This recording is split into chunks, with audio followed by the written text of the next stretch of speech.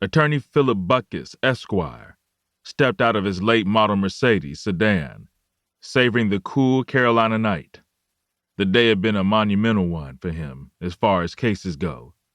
He had been retained to represent one of the most notorious criminals in the history of North Carolina.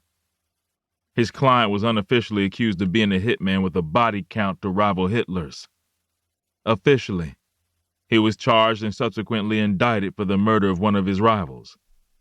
Attorney Butkus didn't relish the case, but what he did enjoy was the huge payoff he was guaranteed to receive, as well as the pay of future cases he was sure to gain from the publicity this trial generated. He was sure to continue living the lavish lifestyle he was accustomed to, like the enormous 5-bedroom home he had just pulled his Mercedes inside of. Butkus's home was large by any standards, but not so large as to confuse him as being a glutton. After all, he was a lawyer, and the field of law demanded one practicality. His home was a 2-story brick house, with basic architecture forming its exterior. Inside was another matter altogether. His foyer boasted marble floors imported from Italy and glass chandeliers from Greece. The best part about the inside was that there was no loud-ass children and definitely not a bitchin'-ass wife. Butkus was a perennial bachelor and swore to be one until the day they put him in the dirt. At 36 years of age, that left him a lot of playing to do, or so he thought. Philip Butkus opened his mahogany front door and was met with an end of a double-barrel shotgun.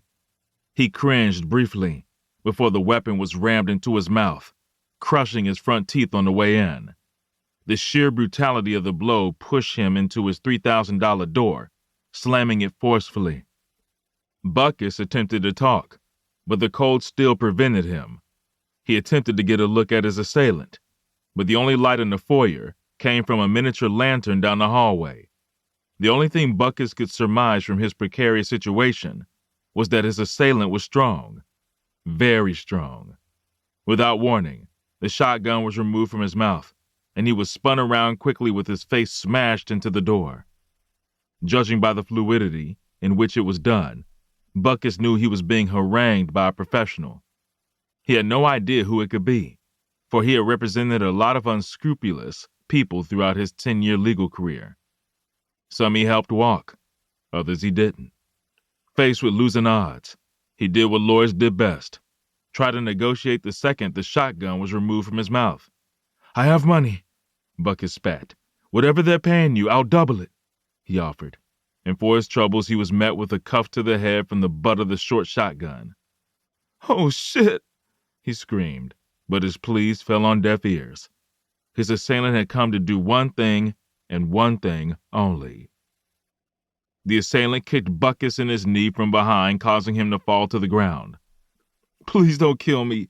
I swear I've got money. I'll pay you and forget this ever happened," Butkus pleaded, trying to get a glimpse of his attacker.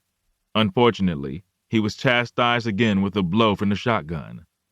Finally tired or torn with the quarry, the assailant raised the double-barreled shotgun to the back of Butkus's head and pulled both triggers simultaneously.